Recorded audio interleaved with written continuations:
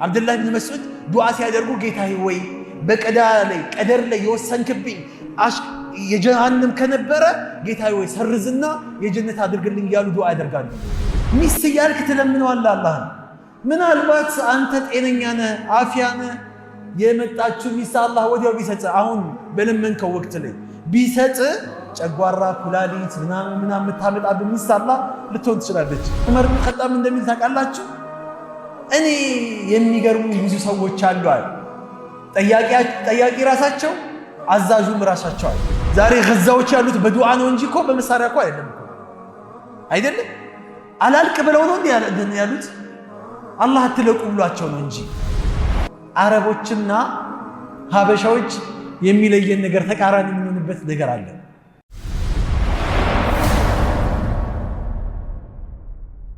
ቢስሚላሂር ረህማኒር ረሂም አልሐምዱሊላሂ ረቢል ዓለሚን ወልዓቂበቱ ሊልሙተቂን ወላ ዑድዋነ ኢላ ዐለል ዛሊሚን ወአሽሀዱ አን ላ ኢላሃ ኢለላሁ ወሊዩ ሷሊሒን ወአሽሀዱ አነ ሙሐመደን ዐብዱሁ ወረሱሉሁ ወሰፊዩሁ ሚን ኸልቂሂ ወኸሊሉሁ አማ በዕድ አዩሃ ሷኢሙን አልቃኢሙን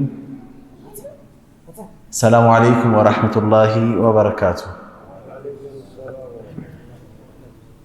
ኢንሻአላህ ባሉት ደቂቃዎች ላይ አሁን ያለንበት ወር እጅግ በጣም ወደ አላህ ሱብሓነሁ ወተዓላ ተደሩዕ የምናደርግበት የምንቃረብበት ከአላህ ጋር ያለንን ኔትወርክ የምናስተካክልበት ማንነታችንን የምንፈትሽበት የሆነ ወር ነው።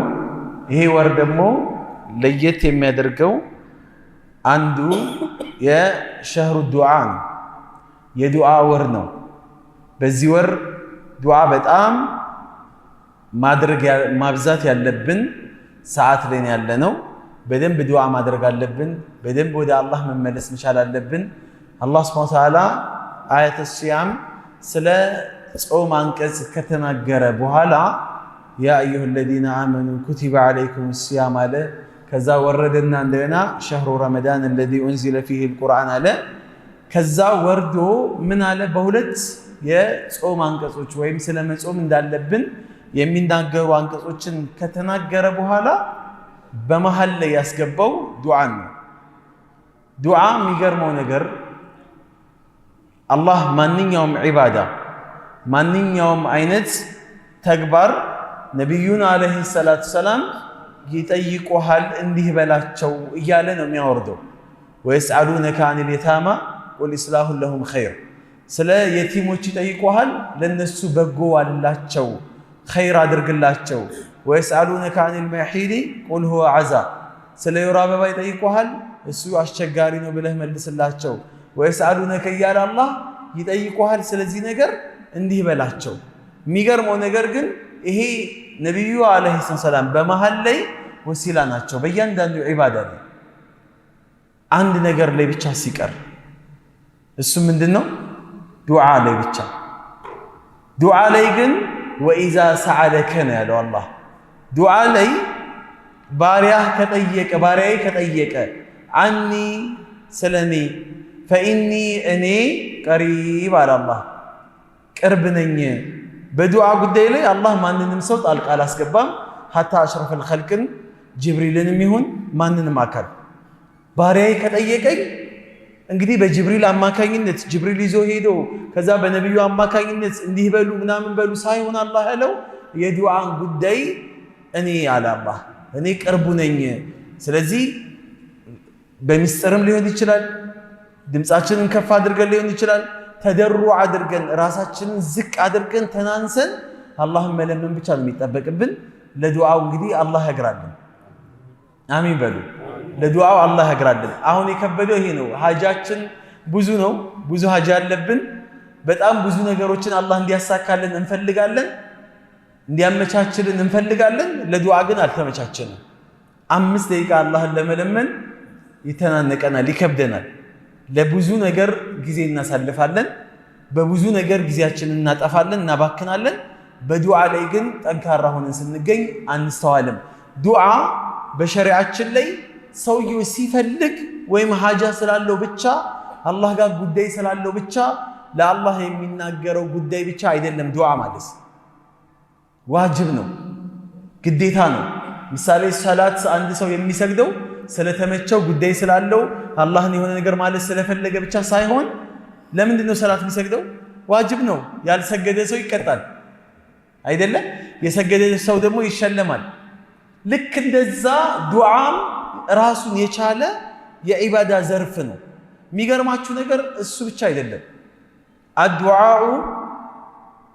الدعاء هو العبادة يا الله متنا دعاء راسه عبادة حديث دوم دكم ميلال እንጂ مخل عبادة إلى الحديث دعاء راسه የዱዓ የዒባዳዎች ሁላ መቅኔ ነው ዱዓ መቅኔ ነው ዋናው ፓርት ማለት ነው ዋናው ስለዚህ ዱዓ አንድ ሰው ዱዓ ባያደርግ አላህ ጋር ምን ይጠብቀዋል ከተባለ ቅጣት ይጠብቀዋል ዱዓ ለማድረግ አንድ ሰው መብት የለውም አይኔ ሀጃ የለብኝም አላህም ማናገር የለኝም አንድ ሰው ሙስተግኒ በራሱ የመብቃቃት አቅምን አላህ አልሰጠውም ግዴታ ከአላህ ጋር የሚገናኝበት ነገር አለው የሚገናኝበት ደግሞ ይሄ አንዱ ይሄ መንገድ ነው አላህ በቁርአን ላይ ምን ይላል ወቃለ ረብኩም ኡድዑኒ ጌታችሁ አላህ ጥሩኝ ለምኑኝ አለ አላህ ከዛስ አስተጂብ ለኩም እሺ ላችኋለሁኝ አለ አላህ ከናንተ የሚጠበቀው መለመን ነው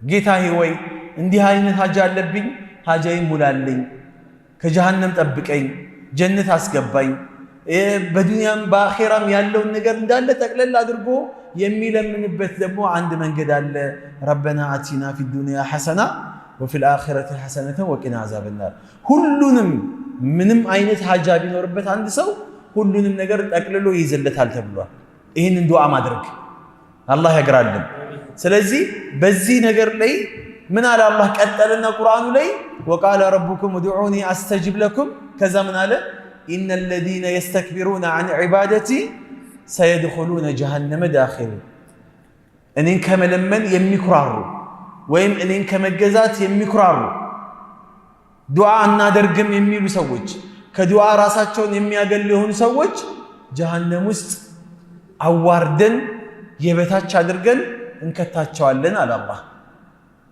የተዋረዱ ሆነው ነው ጀሃነም ውስጥ የሚገቡት ዱዓ የማያደርጉ ሰዎች በአላህ መካከልና በሰውየው መካከል ትልቅ ወሲላ ቢኖር ዱዓ ነው ትልቅ የሆነ መሰላል ነው ከአላህ ጋር የሚያስጠጋን ወደ አላህ ሱብሓነሁ ወተዓላ የሚያቃርበን የሆነ ጉዳይ ነው እና ጀሃነም ስለምንገባ ብቻ ወይም አላህ ስለዛተብን ብቻ አይደለም ዱዓ ማድረግ ያለብን ያ አላህ ስንለው ራሳችንን ዝቅ ስናደርግ እጃችንን ከፍ አድርገን ጌታችን ሆይ ስንለው አላህ ደስ ይለዋል እኮ አላህን ደግሞ ማስደሰት ደግሞ ከምንም ነገር ይበልጣል ከማንኛውም ተግባር አላህ ምን ይላል ነብዩ አለይሂ ሰላም الدعاء هو العبادة አሉና ثم قرأ وقال ربكم ادعوني استجب لكم አሉ ዱዓ ኢባዳ ነው አሉና ኢባዳ ለመሆኑ ምልክቱ ይኸው ጌታችሁ አላህ ለምኑኝ እሺ እላችኋለሁ ኡድዑኒ አይ እዕቡዱኒ ማለት ነው ተብሎ ተፈስሯል ለምኑኝ ማለት አምልኩኝ ልመናና አምልኮት የተያዘ ነው አንድ ሰው እጁን ከፍ አድርጎ አላህን ሲለምነው ሰላት ላይ የሚሆን ቁኑት ላይ ሱጁድ ተደፍቶ የሚሆን ሱጁድ ላይ አላህን ሲለምነው ከሰላት ውጪም ደግሞ አላህን ሲለምነው በማንኛውም መሐል ላይ አላህን ሲለምነው ሰውየው ዒባዳ እያደረገ ነው የሚባለው አላህን እያመለከው ነው የሚባለው እና ምን ይላሉ ወቃለ ሰለም ኢነ ረበኩም ተባረከ ወተዓላ ሐይዩን ከሪሙን አሉ የአላህ መልእክተኛ ጌታችሁ አላህ ይህ ሐዲስ በጣም ነው የሚገርመው በጣም ነው የሚደንቀው እንግዲህ ምን ንግባባ ከሐዲሱ ጋር አላህ ያደርገን ጌታችሁ አላህ ሐይ ነው ሐይ ማለት አፋሪ ነው የሚያፍር አምላክ ነው ሀያ የሚይዘው አምላክ ነው ከሪም ቸር የሆነ ጌታ ነው በጣም ቸር ነው በጣም የሚያፍር ነው ምንድነው አላህን የሚያሳፍረው ነገር ምንድነው አላህን የሚያሳፍረው ነገር አንድ ነገርን አላህ ያፍራል በእኛ ላይ ሆነ በባሮቹ ላይ አንድ ነገርን አላህ ያፍራል ምን አሉ እሱንም ኢዛ ረፈዐ የደይሂ ኢለይሂ አየርደሁማ ሲፍራል ኻኢበተይኒ ሁለት እጆቹን ከፍ አድርጎ ያ አላህ እያለ አላህን ሲለምነው አንድ ባሪያ እነዚህ የተዘረጉ እጆችን በባዶ መመለስ አላህ ያፍራል። በባዶ ይመለስ። ልክ ምን ትላለህ እንዳትሉኝ፣ ስንት ዓመት አላህን ለምኜ ይኸው አላህን መለመን ከጀመርኩኝ 1 ዓመት 2 ዓመት ሆኖኛል። እስካሁን ድረስ ምንም ነገር የለም የምንል ሰዎች ውስጣችን ላይ ሊብሰለሰል ይችላል። እሱንም እናወራበታለን። መልስ አለው። እሱ ሸሪዓው መልስ አስቀምጦለታል። ብዙ ጊዜ እንደዛ አይነት ነገሮች አሉ አይደል? ውስጣችን ላይ የሚመላለሱ አላህን ከለመንነው እስካሁን ድረስ አላሳካልንም። አይ እሱን እንተው፣ ዳርና ሲይዘው እንነጋገርበታለን። ግን እጅ ከፍ ብሎ እጅ ተዘርግቶ አላህ እንደማይመልስ የአላህ መልክተኛ ተናግረዋል። ታምናላችሁ በነብዩ ንግግር አለይሂ ሰላም? ወማ ينطق عن الهوى ከልብ ወለዳቸው የሚናገሩ ነብይ አይደሉም፣ የሚዋሹ ነብይ አይደሉም። ሳዲቅ አልመስዱቅ እውነተኛ እውነት የተባሉ ከአላህ ዘንድ በእውነተኝነታቸው ሰርተፊኬት የተሸለሙ የተሰጣቸው ነብይ ናቸው። ውሸት አይዋሽም። ለምን ብለው ያሻሉ? አላህ ያፍራል ብለዋል። እጅ ከፍ ብሎ በባዶ አይመልስም።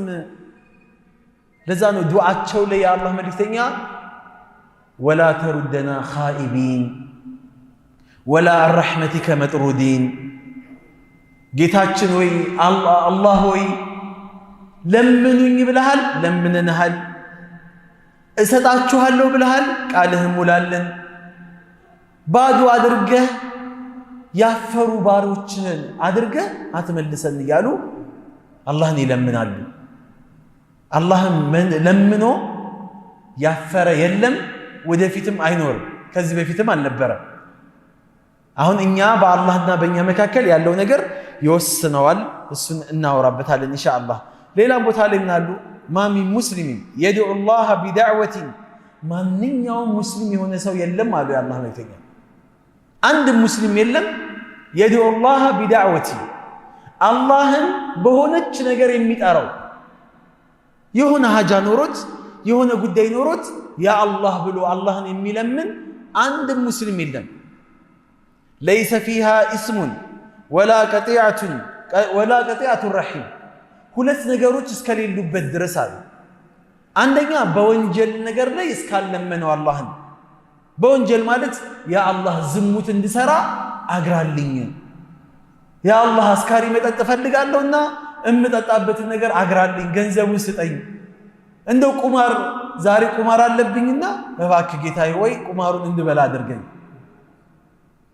አርሴናልና ማንቸስተር ኳስ ሲጫወቱ ማንቸስተር ያሸንፋል ብዬ አስይዣለሁ፣ ያ አላህ አግዘኝ፣ ለቁማሩ ማለት ነው። ወጥሮ ዱዓ የሚያደርግ ሰው እኮ አለ አይደል? የሚያሸንፈው የሚፈልገው ክለብ እንዲያሸንፍለት ዱዓ ያደርጋል። ያ ስጁድ ላይ ላይጠፋ ይችላል፣ ሌሊልም ላይጠፋ ይችላል። ስንት ሀጃዎች ጋር በኢስም ላይ ወንጀል ላይ እስካልሆነ ድረስ ምን አሉ የአላህ መልክተኛ? ማንኛውም ሙስሊም የለም አላህን የሚለምን ማንኛውም ሙስሊም የለም አላህን የሚለምን በሁለት ነገሮች ላይ እስካልሆነ ድረስ። አንደኛ ኢስም ላይ ወንጀል ላይ ይሄን ወንጀል እንድሰራ አግራልኝ፣ እገሌ የሚባለውን ሰው ያልወደውም እሱም መግደል እፈልጋለሁ፣ ለግድያው እባክህ ጌታዬ ወይ አግዘኝ። ኢስም ነው አይደል? ወንጀል ነው። አንድ ይሄ። ሁለተኛው ቀጢዐቱ ረሒም፣ ዝምድናን በመቁረጥ ላይ ጌታዬ ወይ አክስት እገሌ የምትባል አክስት አለችኝ፣ እገሌ የሚባል አጎት አለኝ፣ የአጎት ልጆች አሉኝ ምናምን አልፈልጋቸውም፣ አይናቸውን እባክህ እንዳታሳየኝ። እንዲህ ብሎ ዱዓ የሚያደርግ ሰው እኮ አይጠፋም። አይናቸውን ማየት አልፈልግም አንደኛ። ሁለተኛ ያ አላህ እነሱ ተሽለው ሄደዋልና ያ ረብ ከኔ በታች አደርጋቸው ሊል ይችላል። ዝምድናን መቁረጥ ራሱን የቻለ ሌላ ጊዜ የምንነጋገርበት ነገር ይሆናል። ትልቅ ወንጀል ነው። በዚህ ዘመን ላይ ሰዎች ዝምድና ያጎቱን ልጅ ያክስቱን ልጅ የማይታወቁበት ዘመን ላይ ደርሰናል። አሁን ዝምድና ይቆርጣል ሰው። ዝምድና ለመቁረጥ ሁለት ነገሮችን አብዛኛውን ያስተዋልኩት፣ ሁለት ነገሮችን ሰዎች እንደ ምክንያት ያቀርባሉ። አንደኛ ዘመድ ለመጠየቅ ሲፈልግ ምን ይዤ ልሂድ ይላል፣ ያፍራል። በባዶ እጅማ አይኬድም ይላል። የዛሬም ሰው ደግሞ አላህ ሂዳያ ይስጠንና ዝምድና ሊመጣ ሊጠይቅ የመጣን ሰው እጅ ያያል። ምን ይዞ መጣ ብሎ እጅ ያያል። እሱ እጅ ማየቱ አንተን ራሱ ያው ሀያ እንዲዝህ ያደርጋል፣ እንዳትመጣ ያደርጋል። ከሐጅ ሰው ሲመጣ ከዑምራ ሰው ሲመጣ በባዶ እጅ እኮ አይዘየርም እኮ አይደል? ነውር ነው። በቃ ዒባዳ አድርገነዋል። እንደዚህ የሚባል ነገር የለም። ሐጅ የተደረገው ለማን ነው? ለማን ነው ሐጅ የተደረገው? ለአላህ ነው እንዴ። የሐጅ ብር እኮ በአሁን ሰዓት እኮ ይመለሳል እኮ በዚያራ አይመለስም። የበግ መዓት ነው እኮ በየግቢ ውስጥ እንትን የሚለው ያለው ሰው ካለው ይስጥ፣ ጥሩ ነው። የአላህን እንግዳ መዘየርን የመሰለ ነገር የለም። ግን በግ ይዞ መምጣት፣ ፍየል ይዞ መምጣት፣ በሬ ይዞ መምጣት ሸርጥ ነው እንዴ? አይደለም። አንድ አክስት ነበረችኝና የዛሬ ስንት ዓመት ሐጅ አድርጋ መታ ስትመለስ ባለ ሀብት ነች እና በግ ይዘው ነው የሚሄዱት ቤተሰቦች ዘመዶቻችን ማለት ነው። አንድ ሰው በሸክም ነው የሚተዳደረው፣ እየተሸከመ ነው የሚተዳደረው። በቀን የተወሰነ ብር እየተከፈለው 100 ብርም 50 ብር። ጓደኞቹን እንደዚህ በሸክም ላይ ያሉ ጓደኞችን እያስተባበረ ብር ያዋጣል። ምንድነው ተብሎ ሲጠየቅ እንትናን ልንዘይራት ነው፣ በግ ልንገዛ ነው። እሱ እኮ በግ በህይወቱ እኮ በልቶ አያውቅም ማለት በቃ የሆነ አጋጣሚ በሆነ አጋጣሚ እንደ ዕጣ ነው ለሱ። ግን ያልበላውን ነገር ለሱ እንግዳ የሆነበትን ነገር ለመዘየር ከዛ ቤቷ ስንሄድ እኛ ለመዘየር ስንሄድ እኔ ይዤ አልኩም በግ። ግን ስንሄድ በግ ተራ ነው የሚመስለው ቤቱ ግቢው ማለት ነው። በቃ ለሐጅ የወጣው ብር በበግና በዚያራ ይመለሳል። አንደኛ ይሄ ነው ዝምድና እንድንቆርጥ የሚያደርገን ይሄ ነው። እገሌ ወልዳለች በባዶ እንዴት አድርጌ ዘይራለሁ ካለ ይዘሂድ ስጦታ ተሐዱ ተሐቡ ስጦታ ተሰጣጡ ትዋደዳላችሁ ብለዋል ነብዩ። ውዴታን ያመጣል ስጦታ። አትስጡ ይቋጥሩ ያልኳችሁ አይደለም። ያለው ሰው እንዳለው ይስጥ። ከሌላችሁ ግን የለንም ብላችሁ ዝምድናውን አትቁረጡት ነው። በባዶም ቢሆን ሂዱ፣ የተቀየሙትን ይቀየሙ፣ የፈለጉትን ይበሉ። አንተ ግን ዝምድናህን ቀጥለሃል። ሁለተኛ ዝምድና እንድንቆርጥ የሚያደርገን ምንድነው? እነገሌ ዘመዶቼ በጣም ሀብታሞች ናቸው፣ እኔ እነሱ ጋር ከሄድኩኝ ለልመና ይሄድኩ ይመስላቸዋል። ስለዚህ እነሱ ጋር አልሄድም፣ እኔ ሀብታም እኮ አልወድም ይላል። ሲንቀባረር የድሃ ቀብራራ ማለት ነው። እኔ ሀብታም አይመቸኝም ይላል። በፍጹም እነሱ ጋር እኔ መዘየር አይናቸውን ማየት አልፈልግም ይላል። አንዳንድ ባለሀብቶችም አሉ እንደዚህ አይነት ሰዎች ሲመጡባቸው ዘካ ሊለምኗቸው የመጡ የሚመስላቸው ሰዎችም ይኖራሉ።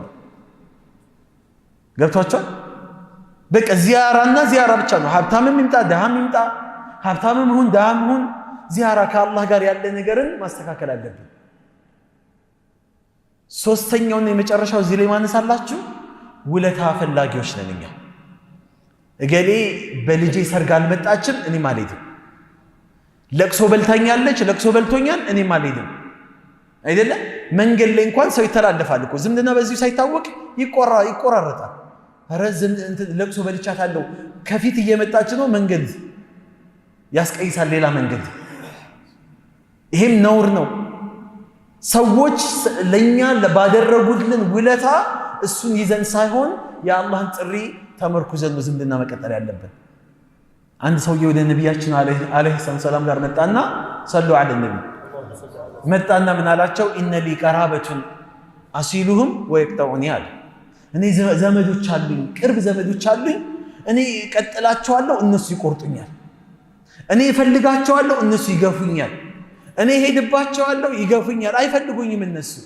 ስለዚህ ልቁረጣቸው ወይ ልተዋቸው ወይ እንደነሱ ትተውኛልና ልተዋቸው ወይ?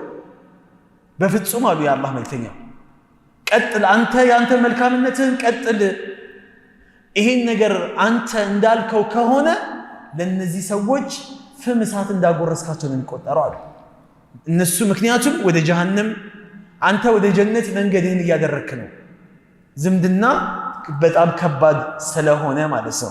ስለዚህ አሁን እዚህ ጋር ምን አሉ የአላህ መልእክተኛ? ወደ ሐዲሱ ስመለስ ማ ሚን ሙስሊሚን የድዑ ላህ ቢዳዕወቲን ማንኛውም ሙስሊም የለም አላህን የሚለምን አላህን የሚጠይቅ ወደ አላህ ሱብሓነሁ ወተዓላ የሚቃረብ አንድ ሙስሊም የለም።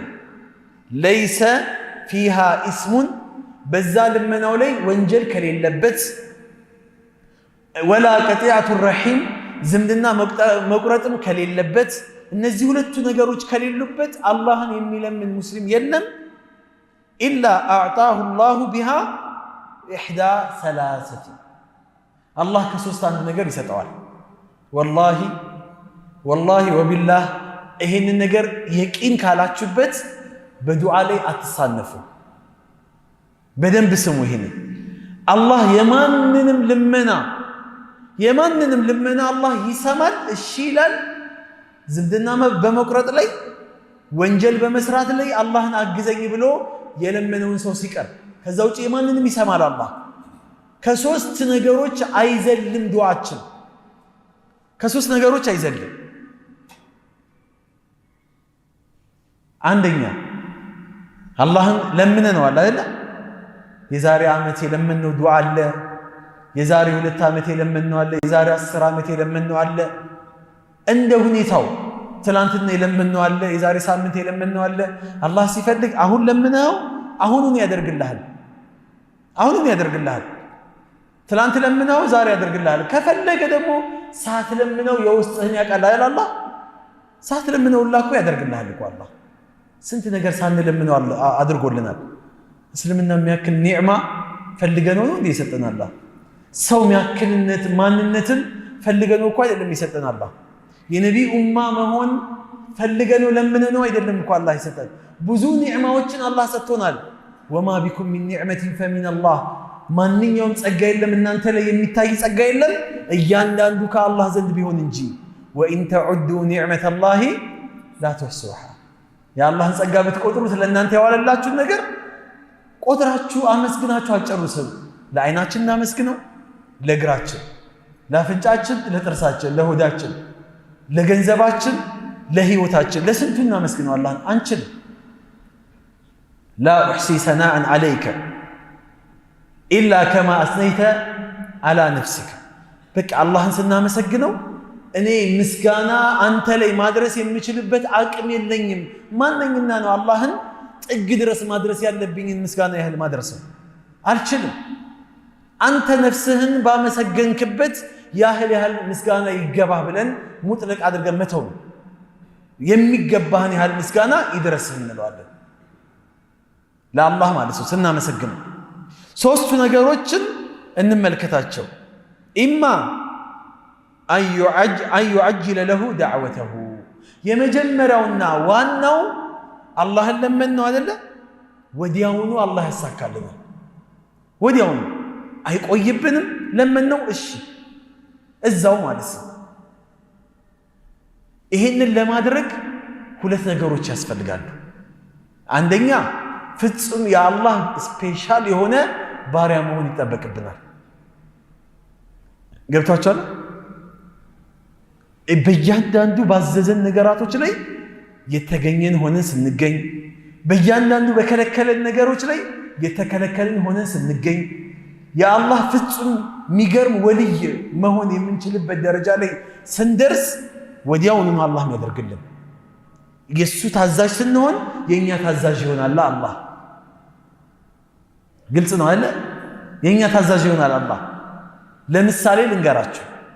ነብዩ አለይሂ ሰላም እዚህ ሚህራብ ላይ ቆመው ኹጥባ እያደረጉ አንድ ሰውዬ በመስጊዱ በሚህራቡ ትይዩ መጣ።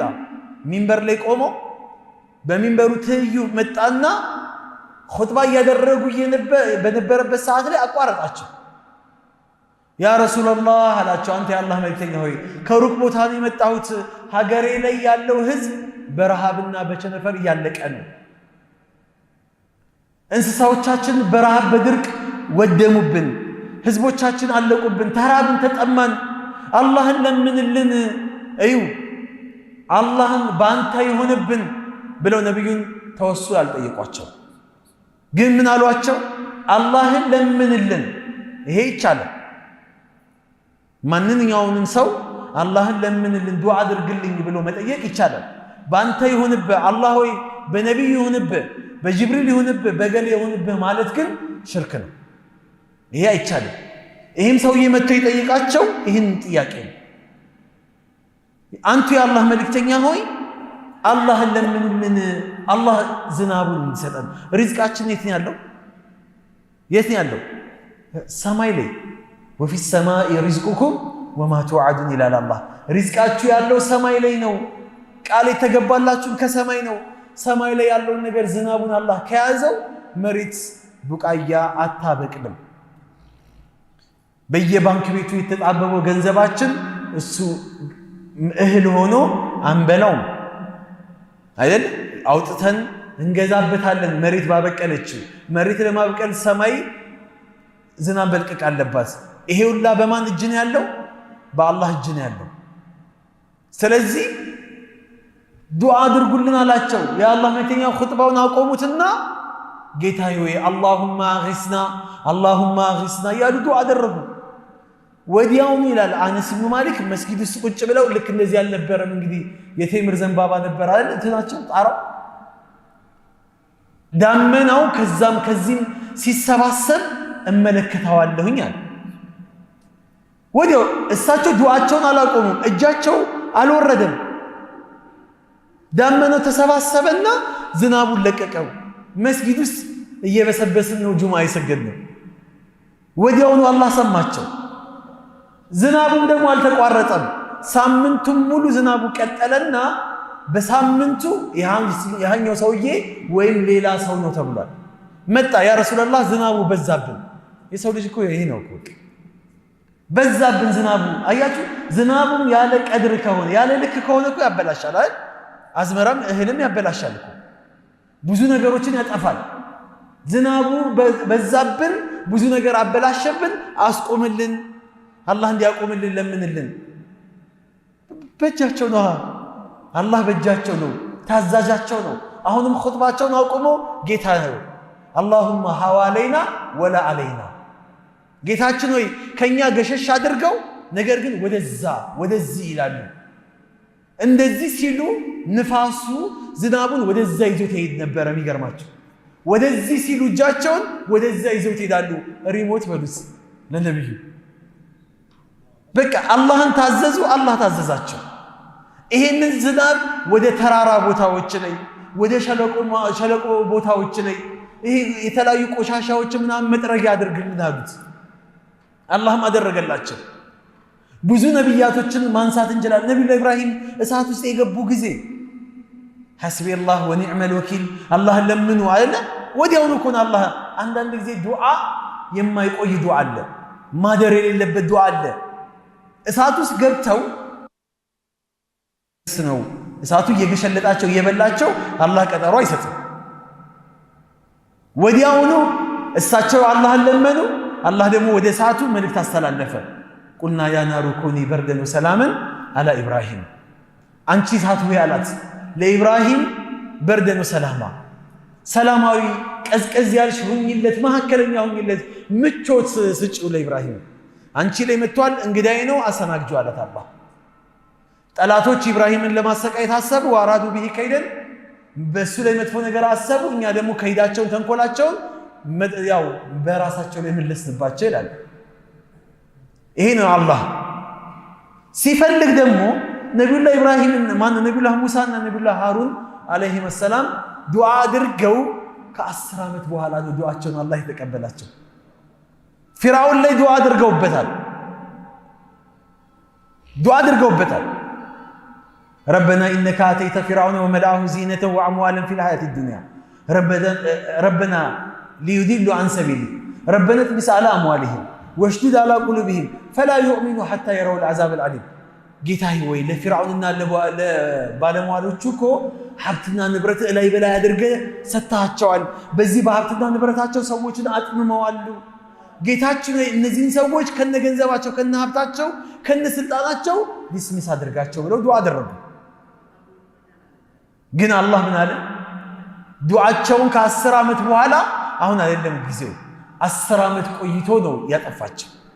ምን ግን አላቸው? ይዛኔ አላህ ቃለ ቀድ ኡጂበት ዳዕወቱኩማ ፈስተቂማ፣ ጥሪያችሁ የለመናችሁኝ ልመና እሺ ተብሏል፣ ምላሽ አግኝቷል፣ እሺ ብያቸዋለሁ አለ አላህ። ይቺን ደግሞ እንዳትረሷት፣ በኋላ በደንብ እናወራባታለን።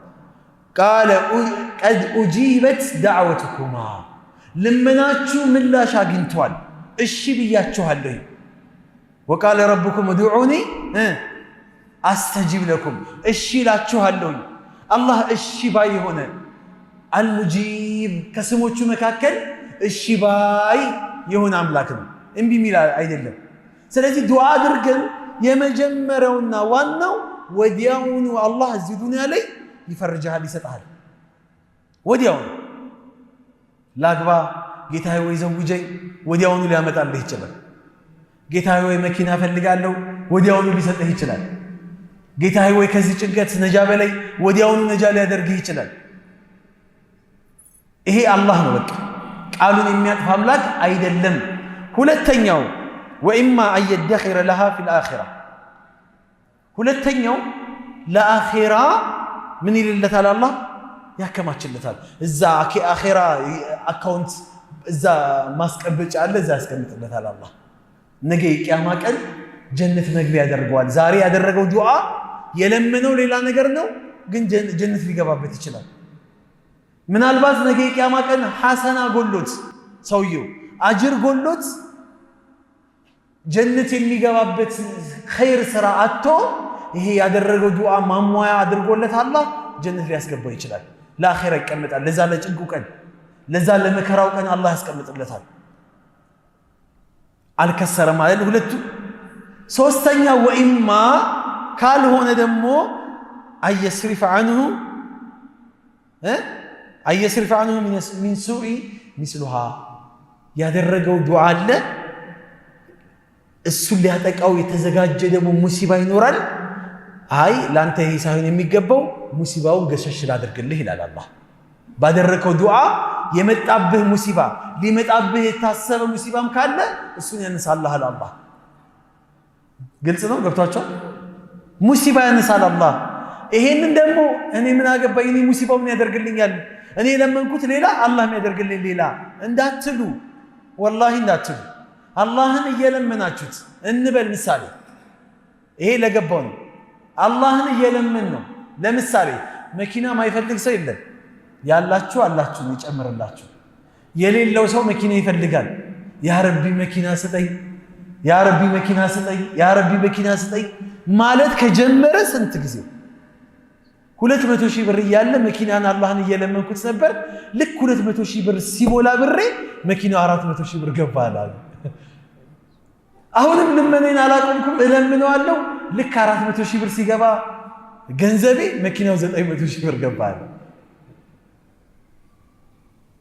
አላህን መለመኔን አላቆምኩም አለ ግን አላህ መኪና አልሰጠውም አላህን መኪና ለምነው መኪና አልሰጠህም ምሳሌ ነው ለምን ሌላ ነገሮች ግን በመኪና የለመንከው ዱዓ በሌላ ነገሮች ብዙ ነገሮችን አላህ ምን ብሎልሃል ቀርፎልሃል አንተን አታውቀውም እንጂ ምሳሌ የሆነ ከባድ አደጋ መጥቶ እግርህ እንዲቆረጥ የሚያደርግ የሚያስገድድ አደጋ ቢያጋጥም መኪናው ምን ያደርግልሃል ይሄ መኪና ቢሰጥ የመኪና አደጋ ደርሶብህ ፓራላይዝ ሙሉ በሙሉ ብትሆንስ ስለዚህ ከመኪናው እንደዚህ አይነት ሙሲባ ባንተ ላይ የተደቀነ ነበር እሱም ባነሳልህ ይሻላል አይደል ዛሬ ባለሀብቱን እኮ ጤና የሌላቸው ባለሀብቶች ምን ትፈልጋላችሁ ምን ትመኛላችሁ ቢባሉ ይሁን ለሀብቱ እንዳለው ወሰዱትና አፍያ ስጡኝ ነው አፍያን ነው የሚፈልጉት ጤናን ነው የሚፈልጉት የተሟላ አካልን ነው የሚፈልጉት እግርህ የተቆረጠ ከሆነ መኪና ቢሰጥ በምንድነው ነዳጅ የምትረግጠው ፍሪሲው የምትረግጠው በምን ትነዳዋለህ መኪናው አንዱን እንደዚህ ስለ አንዱ ምን አለ በሹፌር ነዳዋለህ ሹፌር ቀጥራል ሹፌር ሁሉ ጊዜ ጥገኛ ሆነ ትኖራለህ አይደል ራስን መቻል የመሰለ ነገር የለም ሹፌርስ ቢኖር እግርህ አይሆንህም እኮ ሹፌሩ እግርህ ሊቆረጥ የነበረ እግር ካለ አካል ፓራላይዝ እንዲሆን የተቀደረ ነገር ካለ ባደረከው ዱዓ በመኪናው ተቀይሮልሃል ይሄ ሊሆን ይችላል እኮ አላህ ይለምን ሚስት ያልክ ትለምነዋለህ አላህ ምናልባት አንተ ጤነኛ ነህ አፍያ ነህ የመጣችው ሚስት አላህ ወዲያው ቢሰጥ አሁን በለመንከው ወቅት ላይ ቢሰጥ ጨጓራ ኩላሊት ምናምን የምታመጣብህ ሚስት አላህ ልትሆን ትችላለች። ለዛ ይሆናል ረጋ በል እያለ ይሆናል። ጨጓራህ ምትልጥ ሊመጣ እሷን ይሆናል የተከላከለልህ። እሷም ለምናው ምናልባት የሚደበድባትን ባል ሊሆን ይችላል አላህ ይከለከለላት። ጊዜው ገና ነው፣ አሁን አይደለም፣ መቾከል አያስፈልገንም። አላህን ከኛ የሚጠበቀው ዑመር ብን ኸጣብ እንደሚል ታውቃላችሁ? እኔ የሚገርሙኝ ብዙ ሰዎች አሉ አለ። ጠያቂ ራሳቸው፣ አዛዡም ራሳቸው አለ። አላህ ጠይቁኝ ብለዋል። እኔ መጠየቅ ብቻ ነው ከአላህ ስራዬ፣ መጠየቅ ብቻ ነው። ጠይቁኝ አለ፣ እጠይቀዋለሁ። መስጠት የማን ስራ ነው? የማን ነው? የአላህ ነው። ለምን አልሰጠኸኝም ብዬ በአላህ ስራ ላይ አልገባም? ቃል ገብቷል አላህ። ቃሉን የሚያጥፍ አምላክ አይደለም። እንደሚሰጠኝ መህማ በዑድ ቀኑ ቢረቅም ቢረዝምም አላህ እንደሚያደርገው አልጠራጠርም። ሸክ ካለብን ዱዓችን ላይ አላህ አይቀበልም። አንዳንድ ሰው ይመጣል ዱዓ ላይ ይመጣል። እስቲ ዛሬ አላህ ከሰማኝ እስቲ ዱዓ ላድርግ ብሎ ይጀምራል። እንኳን አላህ እኔ ራሱ አልሰማም፣ እኔ ብትጠይቀኝ ራሱ እንደዚህ አንተ ላይ ሰው ላይ እንኳን እኛ ሰውን የሆነን ሰው መተን ስናስቸግር እንግዲህ ይሁላ ሰው እያለ አንተ አታሳፍረኝም ብዬ ነው የመጣሁት አይደለም እንለው ምናምን ነገር እንላለን። ያልበላን እናካለን፣ እንሽኮረመማለን። የምንገባበት የምንወጣበትና ከምን እንደምጀምር አላቅም አፉ በለኝና ምናምን ብለን ራሳችንን ዝቅ እናደርጋለን፣ እንረግጣለን። ሰው ፊት ቆመን እኮ ነው ሰውን ለመለመን። ሊሰጠንም ላይሰጠንም ይችላል። አላህን ስንለምን ግን በዚህ ደረጃ ዝቅ እያለን አይደለም የምንለምነው። እስቲ አላህ ከሰጠኝ ብለን የሚጀመር ዱዓ ነው እንዴ? እንዲህ የሚባል ነገር አለ እንዴ? አላህ ላይ እርግጠኛ ሆነን እንደሚሰጠን እርግጠኛ ሆነን ነው መለመን ያለብን። ትሰጠኛለህ አላህ ወይ? ለኔ ያልሰጠህን ለማን ትሰጣለህ?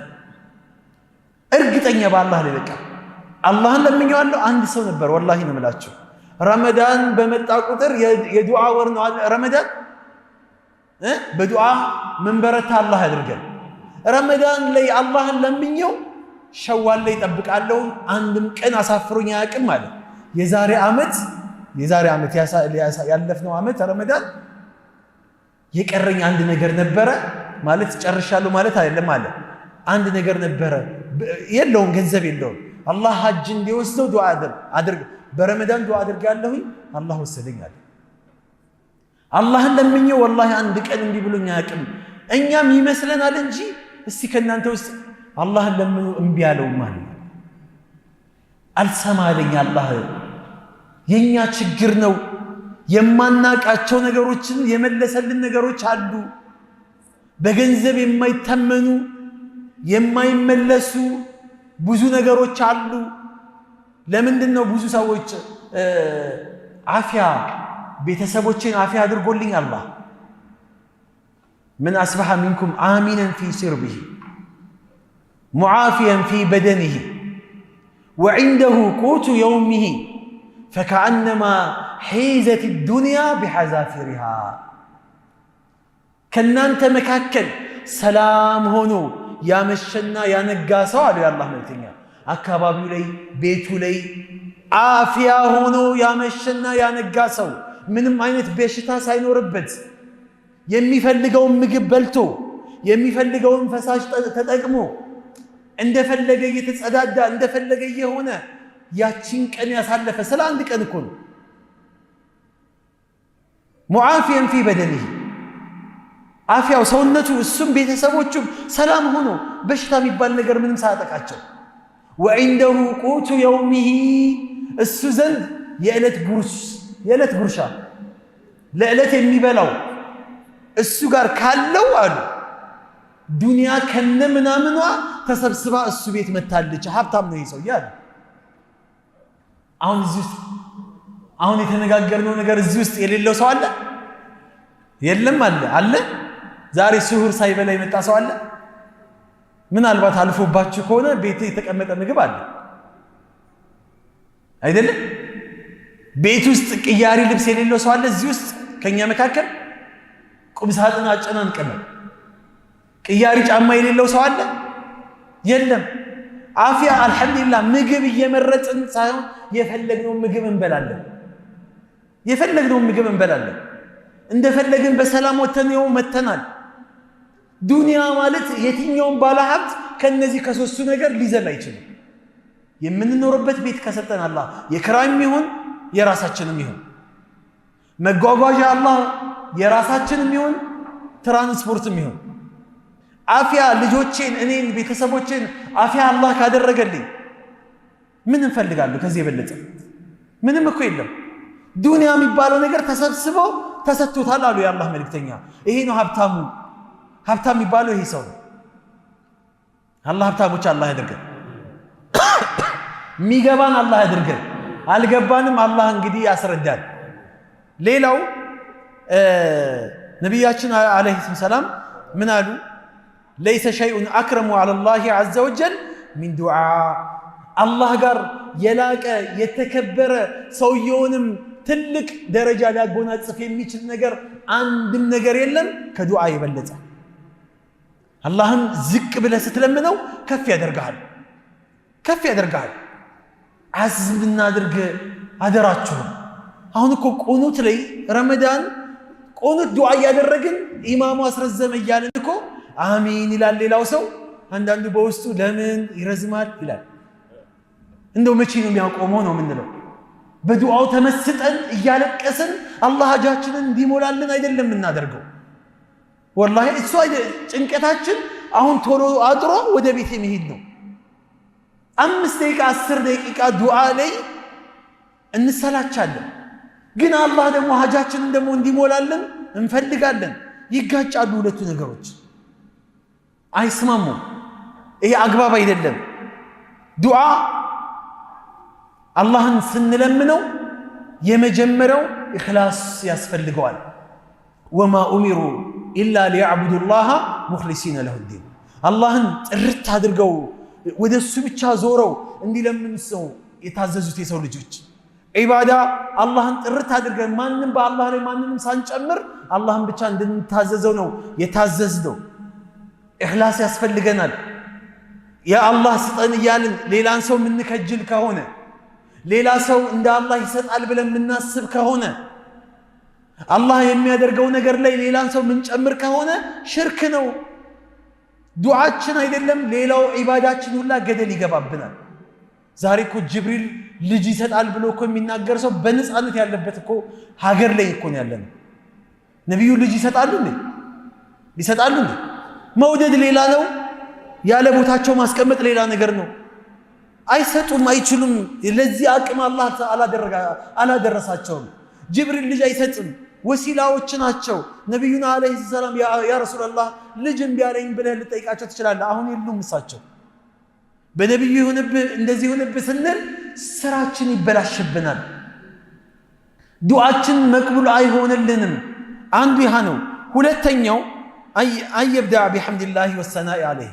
አይውላችሁ ዱዓ ስናደርግ አላህ እንዲሰማን ስንጀምር እንመጣና ይቀመጥና ሰውየው በሉ አሚን በሉ ይላል።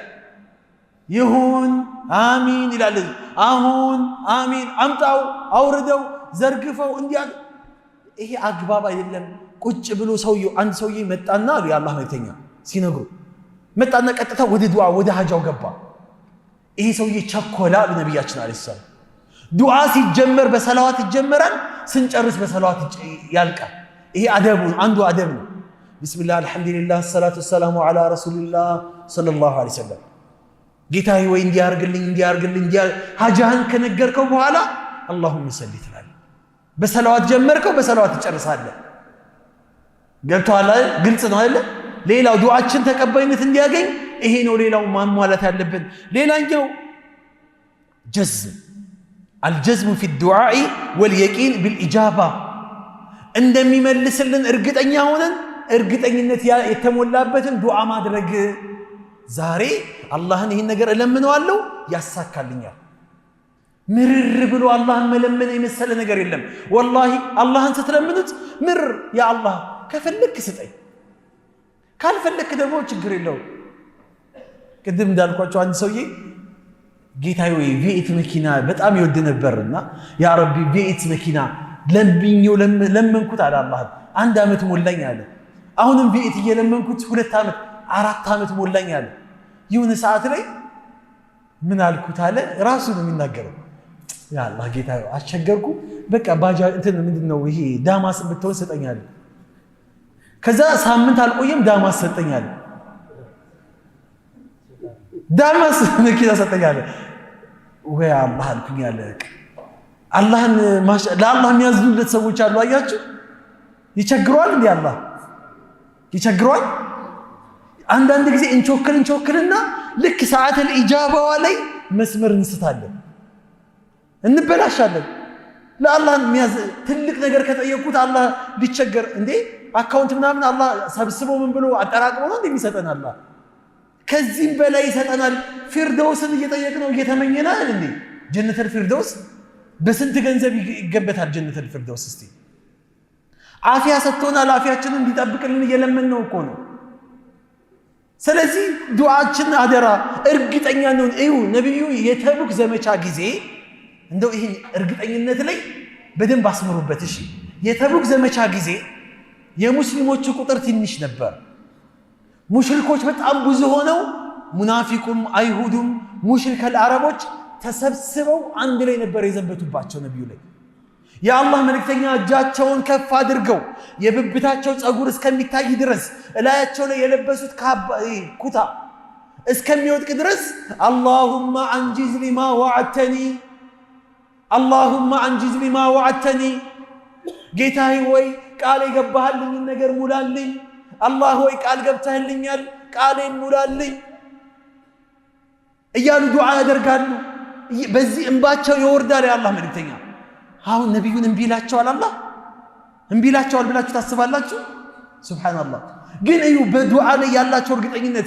አቡበከር ሲዲቅ ከኋላ እየመጡ አንቱ የአላህ መልእክተኛ ሆይ በቃዎት፣ አላህ ሰምቶታል፣ እሺ ይሎታል እኮ አይበቃኝም ይላሉ እሳቸው።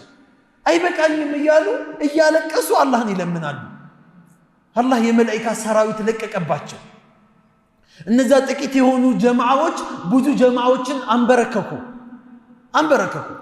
የሙዕታ ዘመቻ ጊዜ የሙስሊሞች ቁጥር 10,000 ሙሽሪኮች 200,000 ሰራዊት ሆነው እኮ ነው የመጡት እኮ። በምንድን ነው ያሸነፉት ሙስሊሞች? በዱዓ ነው፣ ሌላ እኮ አይደለም እኮ። አዱዓ ሲላሁል ሙእሚኒን፣ ዱዓ የሙእሚኖች መሳሪያ ነው ሲባል ከሚሳኤልም ከመትረየስም ከምንም ይበልጣል እኮ ዱዓ አይደለም እንዴ? ዛሬ ገዛዎች ያሉት በዱዓ ነው እንጂ እኮ በመሳሪያ እኮ አይደለም እኮ አይደለም። አላልቅ ብለው ነው እንዴ ያሉት? አላህ አትለቁ ብሏቸው ነው እንጂ በዱዓ ዱዓን የመሰለ ነገር የለም። ወላሂ ላ የሩዱ ልቀዳ ኢለ ዱዓ። ቀዳና ቀደር ባንተ ላይ የተወሰነብህን ነገር ሊመልስ የሚችል ነገር ምንም ነገር የለም፣ ዱዓ ብቻ ነው። አብዱላህ ብን መስዑድ ዱዓ ሲያደርጉ ጌታዬ ወይ ቀደር ላይ የወሰንክብኝ የጀሃነም ከነበረ ጌታዬ ወይ ሰርዝና የጀነት አድርግልኝ እያሉ ዱዓ ያደርጋሉ። ጠማማ ሆኜ ከሆነ የተቀደርኩት እባክህ ሷሊህ አድርገኝ። አይ አንዴ ተወስኗል ምናምን አይደለም። የምሁላሁ ማ የሻ ወይስቢቱ ወዒንደሁ ኡሙል ኪታብ። አላህ ጋር ነው ለሁል መሕፉዝ ያለው። የፈለገውን መሰረዝ የፈለገውን መደለዝ ይችላል አላህ አይደል? አንዴ ወስኖታል። የወሰነውን ነገር መጠበቅ ነው። ቁጭ ብዬ ምን ይደረጋል አይባልም። ዱዓ የሚያበዙ ሰዎች በጣም ስኬታማ ናቸው፣ ውጤታማ ናቸው። ወላሂ ውጤታማ ናቸው፣ ደስተኞችም ናቸው። ምንም አያደርግልህ ዒባዳ ላይ መሆን አይበቃህም?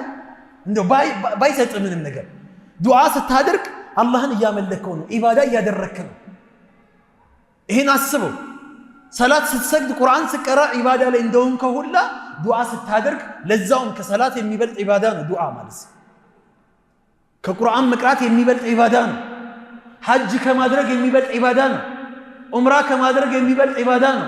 ምንም አይነት ዚክር ከምታደርገው ዒባዳ ይበልጣል። አፍደሉል ዒባዳ አዱዓ። ከዒባዳዎች ሁላ ትልቁ ዒባዳ ዱዓ ነው። ይሄ እኔ ንግግር አይደለም፣ የነቢያችን ዓለይሂ ሰላም ንግግር ነው፣ የእሳቸው ንግግር ነው። ሌላኛው ዱዓ ላይ ሁዱሩል ቀልቢ ፊ ዱዓ፣ ልባችንን ዱዓ ላይ እናቅርበው።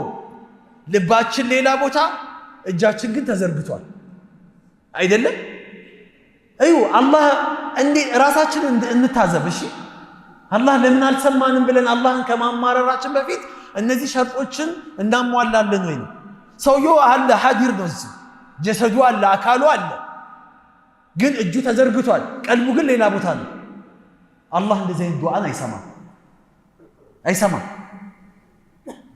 ራስህን ዝቅ አድርገ ቀልብህን እዚሁ ሐዲር አድርገ አላህን ትለምነዋለህ ቀልብህም እጅህም ሁሉ ነገር ወደ አላህ ነው የዛኔ አላህ ይሰማል እንዴ አላህ ይሰማንም ብሎ የሚጠረጥር ሰው አለ ከዚህ ውስጥ የሚገምት ሰው አለ የለም አላህ እኮ የኢብሊስን ዱዓ እኮ ሰምቷል አልሰማውም እንዴ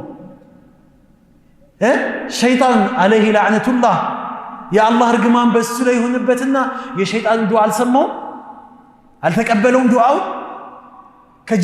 ከጀነት በተባረሩ ጊዜ አደምና ሐዋ ሸይጣን ባሳሳታቸው በወሰወሳቸው ሰበብ ውረዱ አላቸው ከጀነት አይደል ከወረዱ በኋላ ከጀነት ከወረዱ በኋላ የሰው ልጅና ሸይጣን የሚለያዩት በዚህ ነው ይላችሁ አደምና ሐዋ ጥፋተኛ እንደሆኑ አወቁ ጥፋተኛ መሆናቸውን አውቀው ቃላ ረበና ዘለምና አንፉሰና ወኢን ለም ተግፊር ለና ወተርሐምና ለነኩነነ ሚነል ኻሲሪን አሉ ጌታችን ሆይ አጥፍተናል ጥፋታችንን አምነናል ይቅር ባትለን ባታዝንልን ከከሳሪዎች እንሆናለን እባክዘንልን አሉ አላህስ መረጣቸው ይቅር አላቸው አውፉ አላቸው ታረቁ ከአላህ ጋር ሸይጣንስ እንደነሱ ጥፋት አጥፍቷል ግን ምን አለስ ቃለ ረቢ ፈአንዚርኒ ኢላ የውም ዩብዓሱን ጌታዬ ወይ የሰው ልጆች ሞተው እስከሚቀሰቀሱ ድረስ አቆየኝ እድሜን አርዝመው ለምን እድሜው እንዲረዝም እንደፈለገ ታውቃላችሁ ለምንድን ነው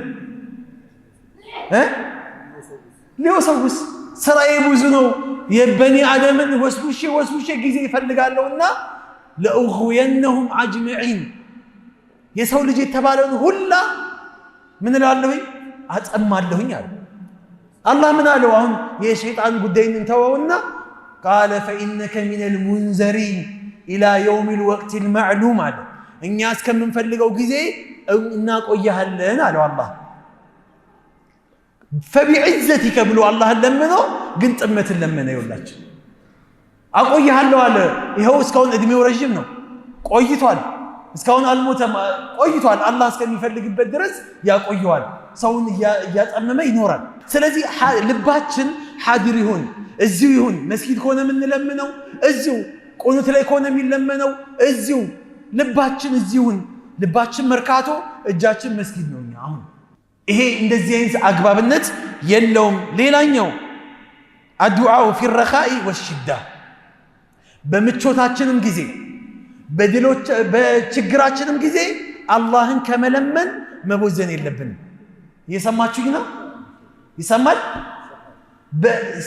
ሲነሽጠንም ሲደላንም ሲከፋን ሲኖረንም ሳይኖረንም ወደ አላህ ያ አላህ እንበለው በማንኛውም ሐል ላይ ካለ ገንዘብ ካለ ሊፈትን ነው መጥፊያ ሊሆን ይችላል ያ ረቢ እንዳልጠፋበት አድርገ ኢማን ጨምርበት እዚህ ገንዘቤ ላይ አፊያ ጨምርበት ገንዘቤ ላይ ተቋ ጨምርበት ሰደቃ መሰጥበት አድርግ ሐጅ ማደርግበት ዘካውን ጠብቄ ማደርግበት አድርግልኝ ብለን እንለምነው አላህ ከሌለ ያ ረቢ ስጠኝ በለው እዩ ይሄ ተዓረፍ ኢላ الله في الرخاء يعرفك في الشدة በምቾት ሰዓት አላህን ወቀው በችግር ሰዓት አላህ ያቃል ይላሉ ነብያችን አለይሂ ሰላም አረቦችና ሀበሻዎች የሚለየን ነገር ተቃራኒ የምንሆንበት ነገር አለ አረቦች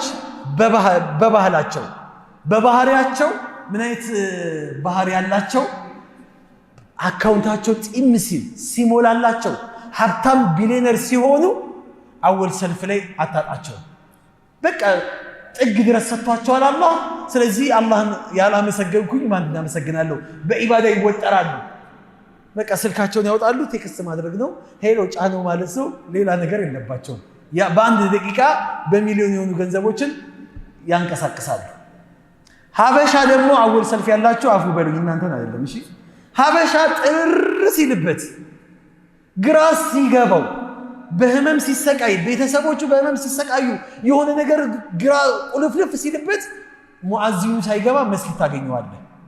እናንተን አይደለም ብያለሁ፣ አፉ አወል ሰልፍ ያላችሁ ገብቷችኋል። መስጊድ አታጣውም። ያ አላህ ይላል፣ ቆሞ ያለቅሳል፣ የቁም ዱዓ ያደርጋል፣ ቁጭ ብሎ ያደርጋል፣ ተንበርክኮ ያደርጋል። ምን ብዙ አይነት አህዋል ላይ ታየዋለህ። ልክ ይከፍትለታል አላህ፣ ልክ መንገዱን ሲከፍትለት ከመስጊድ ይርቃል። አወል ሰልፍ ታጣዋለህ። አወል ሰልፍ የት ይሆናል? መርካቶ ይሆናል። ሰላት እኮ ዙሁር እኮ አመለጠኝ ብሎ ደግሞ ምንም ሳይመስለው ይናገራል። ይሄ አላህ እንደዚህ አይነት ስታገኝ ወደ አላህ ልትጠጋ፣ ስታጣ ልትተወው፣ ስታጣ ወደ አላህ ልትጠጋ፣ ስታገኝ ልትሸሸው አይደለም። በየትኛውም አህዋል ላይ ሙእሚን የሆነ ሰው ሲኖረውም ሳይኖረውም አህዋሉ አይቀያየርም። አንድ አይነት ሰው። አንዳንድ ሰው ጓደኛ ይቀይራሉ አይደል? ሀብታም ሲሆን ውሎም ይቀይራሉ፣ ሰው ይንቃሉ። ይሄ አግባብ አይደለም። አላህ ላይ ተደሩዕ እናድርግ። ሌላኛው በዱዓ ላይ ምን ያስፈልገናል? ኢልቲዛም።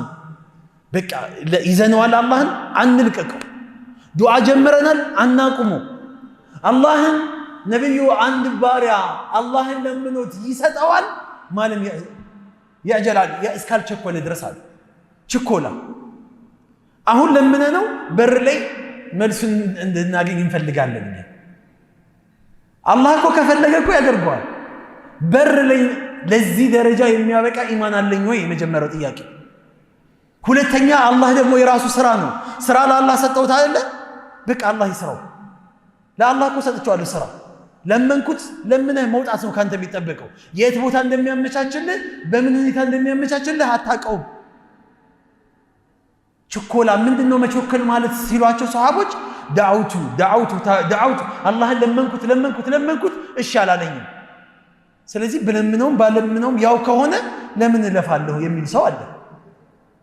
ባይሰጥህም ዒባዳ ላይ እንደሆንክ መጀመሪያ አስበው። ሁለተኛ ቅድም ብለናል፣ ሶስት ነጥቦችን ደረጃዎችን አላነሳንም። ከነዚህ ከሶስቱ አንዱ ሊሳካልህ ይችላል። ካልሆነ ደግሞ ለአላህ ለራሱ ተውለት። ነገ የቂያማ ቀን ጀነት መግቢያ በር ሊያደርግልህ ይችላል፣ አይታወቅም። የመጣብህን ሙሲባ መከላከያ ሊያደርግልህ ይችላል፣ አይታወቅም። የለመንከው ነገር ላንተ የማይመጥንህ ሊሆን ይችላል፣ የማያስፈልግህ ሊሆን ይችላል፣ አይታወቅም። ካንተ የሚጠበቀው አላህ ዱዓውን እንዲያገራልህ ነው። ዱዓ አድርግ። እንዴ አላህ ለምንድን ነው ማይሰማኝ? ከአላህ ጋር የሚጣላ ሰው አለ። ለምንድን ነው አላህ ማይሰማኝ? ለምን እንደዚህ በቃ ለምኜዋለሁ፣ ምን ብዬዋለሁ፣ ምን እንዳደረኩት እኔ እንጃ ይላል አንድ ሰውዬ ዱዓ እያደረገ ይባላል። ሐዲስ አይደለም ቁርአንም አይደለም። ዱዓ እያደረገ የእንትን ምንድነው የሆነ ይሄ ቅል ነው ምናምን ነገር ዛፍ ስር ሆኖ ነው ዱዓ የሚያደርገውና አርጎ በቃ አላህ አቆይቶበታል። ያ ረቢ አልኩት አለው ያ ረቢ በቃ ማትሰማኝ ከሆነ እንግዲህ በቃ ከዚህ በኋላ ዱዓም አላደርግም፣ የምታደርገኝን አድርገኝ አለው አላህ። ወዲያውኑ አንድ የሆነ ቅል ይወርድና ጭንቅላቱን ይለዋል። እስካሁን ለምኜህ ያልሰጠኝ ለዚህማ ትፈጥናለህ አለው አላህ። አያችሁ ድንበር ማለት አላህ ላይ ልክ እርግማን የለመነው ሰዓት ላይ ወዲያውኑ ዱብ አደረገበት አላህ። ዱዓ ላይ አንዳንድ ጊዜ የእርግማን ዱዓ የምናደርግ እናቶች በተለይ አላህ ያጥፋ፣ አላህ ይስበር። አባቶች የሆነ ነገር አባት እንኳን ከእርግማን ይልቅ በጠረባና በጫማ ጥፊ ምናምን ይገራላቸዋል። ማሻአላህ ጥሩ ነው። ከእርግማን ይሻላል። ልጆች በዚህ እናቶች ዱዓ አድርገውባቸው የዛ ሰዓት ላይ ሰዓትን ኢጃባ ቢሆን አላህ ያጥፋ እንዳለችው ልጇን አላህ ቢያጠፋው ሲልጅ እኔም ደግሞ ጌታዬ ወይ ለምን አትገለኝም፣ ለምን አትወስደኝም የሚል ሰው እኮ አለ እኮ አይደል? ዱዓዬን አልሰማኝም ብሎ ቢወስድስ በዛ ሰዓት ምን ይዘህ ነው ከአላህ ጋር የምትገናኘው? አላህ ላይ ተማረ፣ አላህ ላይ ተበሳጨ፣ ምን ልታመጣ ነው? ካዝነው ያለው በአላህ እጅ ነው። ሰጪው እሱ ነው፣ ከልካዩ እሱ ነው። ካንተ ያለብህ ምንድነው? አንድ ባለስልጣን ፊት ለፊት ሂደህ አንድ ባለ ሀብት ሂደህ ዝቅ ብለህ ነው እንጂ የምትለምነው አላህን አቦ የምትሰጠኝ ከሆነ ስጠኝ ትለዋለህ። ጠፍጥፎ አስጠፍጥፎ ያባራሃል ከእንትኑ አይደል ከቦታው። ይህም ባለ ሀብት ስትለምነው ዝቅ ያልከውን ያህል አላህን ከዛ በላይ ዝቅ ማለት አለብን። ኡድዑ ረበኩም ተደሩዓን ወኺፈተ ጌታችሁን አላህን ዝቅ ብላችሁ ፈርታችሁ ለምኑት። የውስጥ ፍራቻም ያስፈልጋል፣ የውጭም ፍራቻ ያስፈልጋል። ሁሉ ነገራችን መፍራት አለበት። ካልሲውን አውጥቶ እዚህ ላይ አንጠልጥሎት ከዛ ፓካውት ለብሶ መጥቶ ምናምን የሆነ ነገር መስሎ ምናምን አላህ ጋር ወላሂ አግባብ አይደለም።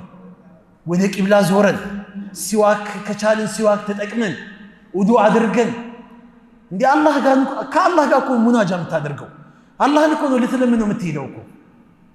ይህንን መስፈርቶችን አሟልተን አላህን መለመን መቻል ይኖርብናል። ሌላኛው ዱዓ አደሙ ዱዓ አለል አህል።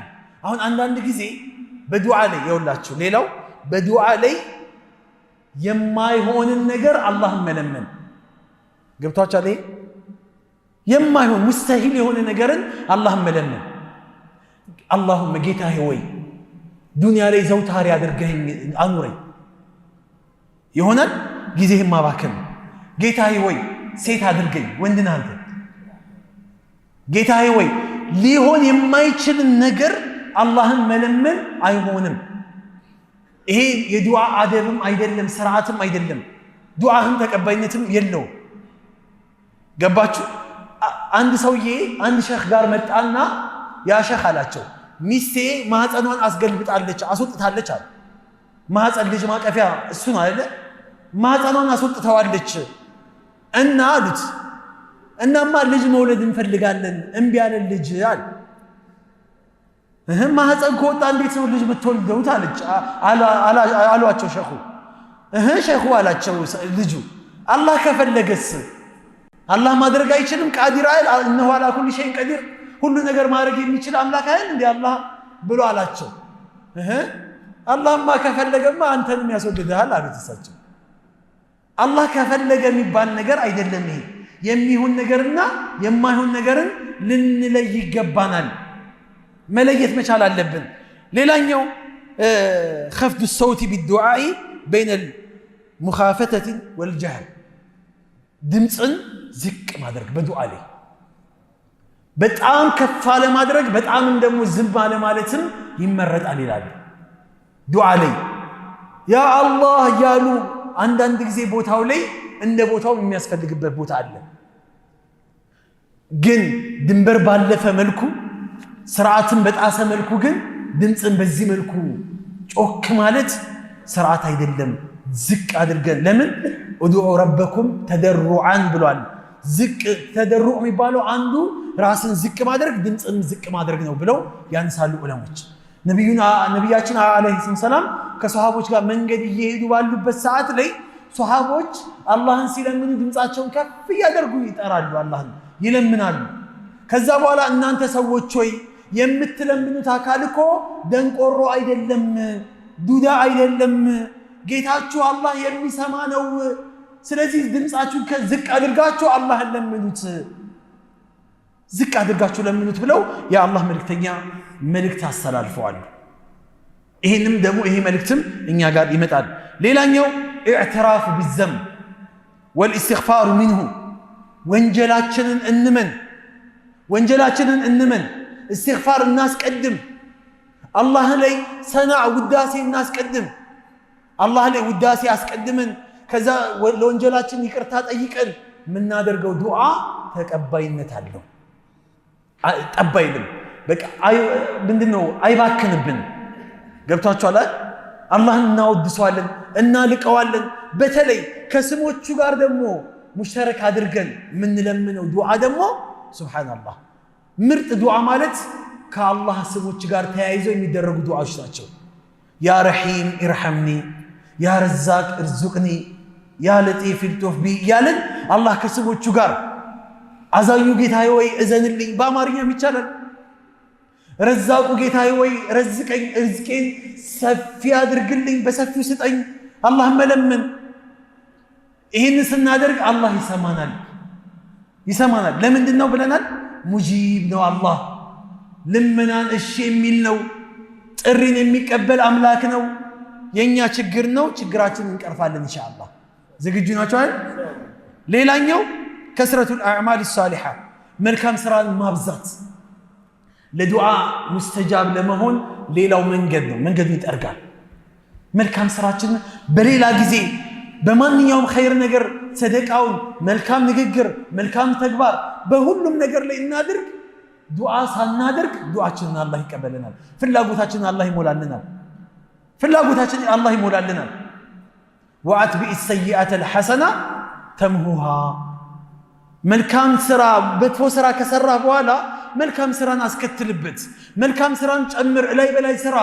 የሰራሃቸው ወንጀሎችን አላህ ያብስልሃል፣ አላህ ይጠራርግልሃል። አንድ የነቢያቶች እንትን ላንሳላችሁ። ነቢያቶች አለይሂሙ ሰላም አላህን ለምነውት አላህ አንድም ቀን አላሳፈራቸው። ቅድም ምን ብለናል? እንዳትረሱ ያልኳችሁ አልሙጂብ የአላህ ስም ነው ብለናል አይደል? ሙጂብ ማለት እሺ፣ የተጣሪን ጥሪ እሺ የሚል ማለት ነው።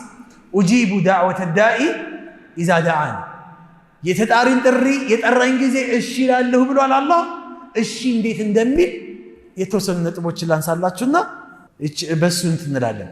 አላህ ሱረቱል አንቢያ ላይ የነቢያቶች ምዕራፍ ብሎ የሰየማት ሱራ ላይ ቢያንስ ወደ 18 ነቢያቶችን እዚህ ላይ ታሪካቸውን አንስቷል አላህ። ወደ 18 ነቢያቶች።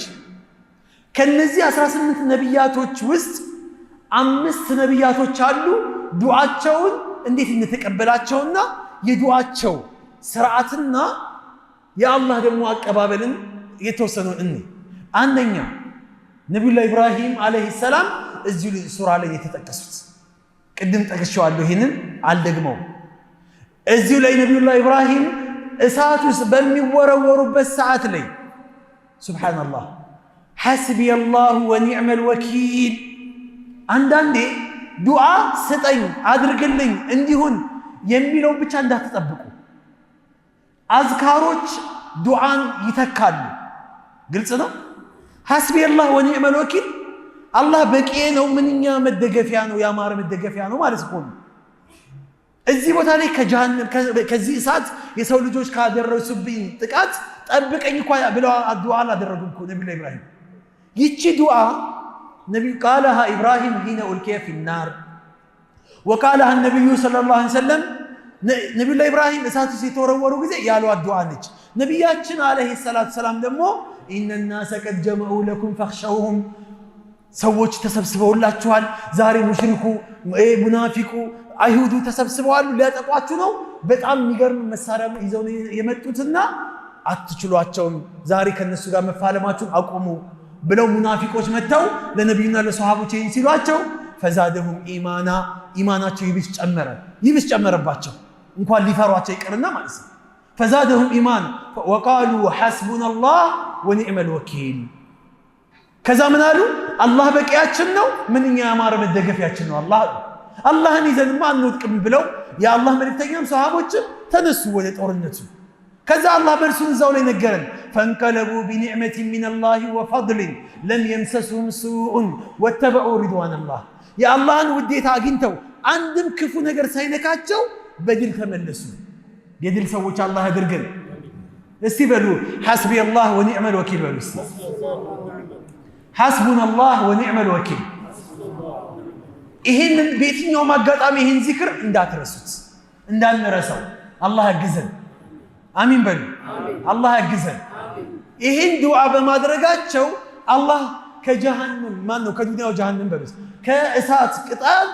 ይሄ እኮ በጣም 6 ወር ሲቀጣጠል የነበረ እኮ 6 ወር ሲቀጣጠል የነበረ እሳት እኮ ነው። ከዛ ነው እኮ አላህ ነጃ ያወጣቸው። ሌላኛው አላህ ሱብሓነሁ ወተዓላ ምን ይላል? ወኑሐን ኢዝ ናዳ ሚን ቀብሉ። ነቢዩላህ ኑህ ዓለይሂ ሰላም 950 ዓመት ሙሉ ዳዕዋ ሲያደርጉ ለህዝቦቻቸው ዱዓ ሲያደርጉ ኢኒ ደዓውቱ ቀውሚ ለይለን ወነሃራ ፈለም የዚድሁም ዱዓኢ ኢላ ፊራራ ኩለማ ደዓውቱ ሊተግፊረ ለሁም ጀዓሉ አሳቢያሁም ፊ አዛኒሂም ወስተግሸው ሲያበሁም ወአሰሩ ወስተክበሩ እስትክባራ። 950 ዱዓ አድርገው 50 ዓመት ሙሉ ዳዕዋ አድርገው ጌታዬ ወይ ጧትና ማታ ህዝቦቼን ለመንኩ፣ ጧትና ማታ ህዝቦቼን ጠራሁኝ። በጠራዋቸው ቁጥር ምንድነው መራቅና ጥመት የጨመረባቸው እንጂ ሌላ ነገር አይመጣም። ምንም የፈየደባቸው ነገር የለም። ረቢ ላ ተዘር ዐለል አርዲ ሚነል ካፊሪነ ደያር። በቃ መጨረሻ ላይ ነቢዩላህ ኑህ መረራቸውና ዱዓ አደረጉ። ጌታዬ ወይ በምድር ላይ አንድንም ሰው እንዳታስቀር ሁሉንም አጥፋ ብለው ዱዓ አደረጉ። አላህ የነቢያቶችን ዱዓ ይቀበላል አይደል? ምን አለ አላህ? ፈስተጀብና ለሁ እሺ ያልነው። ይቺን አስምሩባት ብያቸዋለሁ። ፈስተጀብና ለሁ እሺ ያልነው። ከዛ በኋላ ፈነጀይናሁ ወአህለሁ ሚነል ከርቢል ዐዚም እሱንም ሆነ ቤተሰቦችን ጭንቅ ከተሞላበት ሁኔታ ነጃ አወጣናቸው ብሎ አላህ ይላል። እኛንም ነጃ አላህ ያውጣን፣ ነጃ አላህ ያውጣን፣ አላህ ይፈርጀን። ከዛ እንቀጥል። ሁለተኛው ነቢይ፣ ሶስተኛው ነቢይ ነቢዩላህ ኢብራሂምን አነሳን፣ ነቢዩላህ ኑህን አነሳን። ሶስተኛው ነቢይ ታላቁ ነቢይ ነቢዩላህ አዩብ ዓለይሂ ሰላም። ይሁ በየትኛውም ጭንቀት ላይ መከራ ላይ ያለን ሰዎች ወላሂ የነቢዩላህ አዩብን ታሪክ ካወቅን ከሰማን እንደ አዲስ ነው የምንታድሰው። ሪፍሬሽ ራሳችን እናደርጋለን። ነቢዩላህ አዩብ ዓለይሂ ሰላም ነቢይ ናቸው። አላህ ሀብት፣ ዱንያን፣ ልጅን፣ ሚስቶችን አላህ በሰፊ ለቀቀላቸው ሰው ናቸው። ግን ዱንያ ተገለባባጭ ነች አይደለ? እንደ ቂጣ ትገለባበጣለች። ነቢዩላህ አዩብ ዓለይሂ ሰላም ልጆቻቸው እንዳለ ጠርጎ አላህ ወሰደባቸው። የህመም ባለቤት አደረጋቸው። የአልጋ ቁራኛ አደረጋቸው። ህመም እንዳይመስላችሁ 18 ዓመት ሙሉ የአልጋ ቁራኛ ሆኑ። የሚንቀሳቀስ ሰውነት የላቸውም። ቆመው መሄድ አይችሉም። የሚጸዳዱት በሰው ነው። የሚበሉት በሰው ነው። ከአንድ ቦታ ወደ አንድ ቦታ የሚጠጉት በሰው ነው። 18 ዓመት ሙሉ ሚስቶቻቸው ከዷቸው፣ አንድ ሚስት ብቻ ስትቀር። ልጆቻቸው ሞቱባቸው። ንብረቶቻቸው እንዳለ ጠፋ። የሚበሉት ምግብ እስከሚያጡበት ድረስ ገንዘብ ምግብ ገዝተው የሚበሉበት ገንዘብ እስከሚያጡ ድረስ በረሃብ እስከሚሰቃዩ ድረስ አንድ ሚስታቸው ከጎናቸው የነበረች ሚስት ግራ ገብቷት የሰው ቤት ተቀጥራ እየሰራች የምታገኘውን ገንዘብ አምጥታ ምግብ ትገዛበታለች። ምግብ ገዝታ ትመጣና ምግብ ይበላሉ። ከዛ የአካባቢ ሰው ተነጋግሮ ይሄ እኮ ማለት አዩብ ነብይ ነኝ ብሎ የሚሟገተው ጠላታችን ሚስት ነች፣ እንዴት ቀጥረህ ታሰራታለህ ብለው እሷ ላይም ደግሞ ጠላት ሆኑባት፣ አባረራት። ስራን ፈታች። እሷ ግራ ገባት። የሚበሉት አጡ። መጨረሻ ላይ ግማሽ ፀጉሯን ላጭታ ቆርጣ ገበያ ወጥታ ሽጣ ምግብ ይዛ መጣች። ስራ እንደሌላት ያውቃሉ ነብዩላህ አዩብ። ከየት አመጣሽ አሏት። ብላ አለቻቸው። ምግቡን ተመገቡ። ከበሉ በኋላ ምርር አላት፣ ከፋት። ነብይ ናቸው።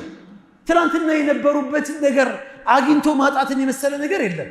ትናንትና የነበሩበትን ነገር እያስታወሰች፣ ያጡትን ልጆች እያስታወሰች፣ ያሁላ ገንዘብ የወደመውን እያስታወሰች ኡድኡላህ አላህን ለምነው አለቻቸው።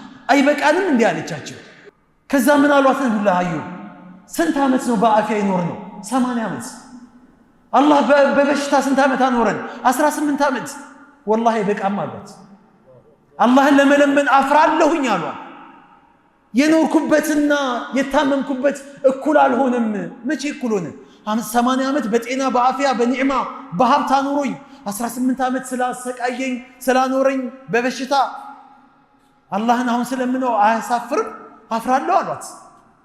ይህንን ላልሽበት አላህ አፊያ ሲያደርገኝ እንደሚያደርጋቸው አውቀዋለሁ። አያችሁ፣ አላህ አፊያ ሲያደርገኝ 100 ገርፍሻለሁ አሏት። ይህን እንዴት ትናገሪያለሽ አሏት።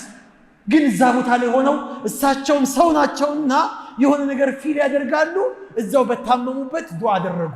እዩ ዱዓቸው፣ ዱዓውን ራሱ እዩ። ዛሬኛ ራስ ምታት ሲያመን ትንሽ የሆነ ነገር ቁስል ሲወጣብን አቡ አላህ ምን አድርግ የሆነ ደግሞ እንላለን። ሱብሃንአላህ። ወአዩበ ኢዝ ናዳ ረበሁ አዩብን ነቢያችንን አዩብን የእሱን ታሪክ ዘክርላቸው ለኡመቶች። ኢዝ ናዳ ረበሁ ጌታውን የተማጸነ ጊዜ፣ አላህን የጠራ ጊዜ። አኒ ጌታዬ ወይ እኔ እኮ መሰኔ ዱር የሆነች ጉዳት ቢጤ ነገር ነክታኛለች። ወአንተ አርሐሙ ራሒሚን ሱብሃንአላህ፣ አንተ የአዛኞች አዛኝ ጌታ ነህ። አንሳልኝ የለ አይበቃኝም ወይ የለ እንዲህ ነው የለ ለምን አሳመምከኝ? ነብይህ አይደለ ወይ? የሰው መጫወቻ ለምን ታደርገኛለህ? ምናምን ምሬት ምናምን የለም። ወአንተ በሉት እስቲ ወአንተ አርሐሙ ራሒሚን። በቃ ያውቃል አላህ ያለህበትን እኮ አህዋል አላህ ያውቀዋል። አንተ የአዛኞች አዛኝ ነህ። ከዛስ አላህ ምን አለ? ፈስተጀብና ለሁ። ይኸው እቺን አስምሩባት ብለናል። استجابة مجيب على المجيب الشيء النو الله فاستجبنا له فكشفنا ما به من در السلة يالبتن قدات النقر عن السان اللي تبشتها مبان نقر عرف دلت على الله كذا وآتيناه أهله ومثله معهم رحمة من عندنا وذكرى للعابدين كن يا يهونا بيتسابوچن ملسنلت على الله አንዳንድ ሪዋዮች አሉ ሚስቱን አላህ ወደ ወጣትነት ቀየራት የሚል ልጆችን አላህ እጥፍ ድርብ አድርጎ ወንድ ልጆችን ሴትም ወንድ ልጆች እጥፍ ድርብ አድርጎ አላህ ሰጣቸው። ሀብቱ ከነበረው ሀብት እጥፍ ድርብ ሆኖ መጣ። የት ይሄዳል? አላህ ደበቅ እኮ ነው የሚያደርግብህ። ከዛ ከፈት ያደርግልሃል። ይመጣል ተንቧቧ ያ ሁላ ነገር።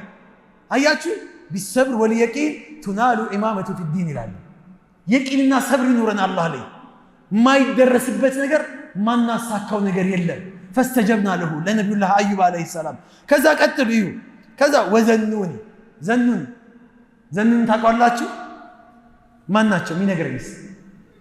ዘኑን የተባሉበት ምክንያት የአሳው ባለቤት ማለት ነው። ነብዩላህ ዩኑስ ህዝቦቻቸውን ዳዕዋ አድርገውላቸው አንድ ሰው አልሰለመላቸውም። ብዙ አመት ዳዕዋ አድርገው አንድ ሰው ዛሬ እዚህ መስጊድ ፕሮግራም አዘጋጅተው ወጣቶች ሰው አልመጣልኝም ብለው ሊማረሩ ይችላሉ። ኡስታዙ እዚህ መጥቶ ዳዕዋ ሲያደርግ ባዶ ሊሆን ይችላል። ይሁላ እናንተ እዚህ ያላችሁት ቀድሚያችሁ ነው የመጣሁት።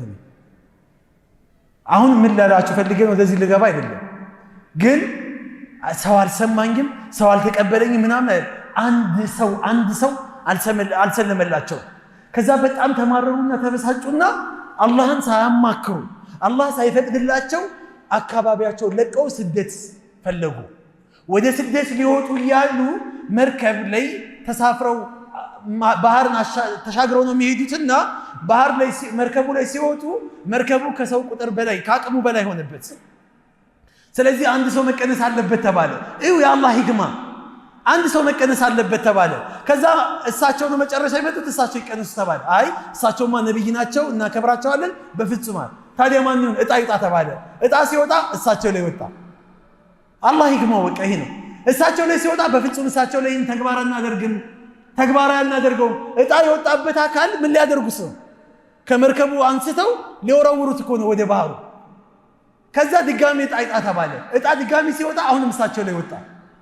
ሶስተኛ እጣ ተባለ። ሶስተኛ እጣ ሲወጣ እሳቸው ላይ ወጣ። በቃ ምንም ማድረግ አይቻልም ተባለና እሳቸውን ይዘው ወደ ባህሩ ወረወሯቸው። وزنون إذ ذهب مغاضبا فظن أن لن نقدر عليه فنادى الزغار ተቆጡ አላህ ተቆጣ አላህ።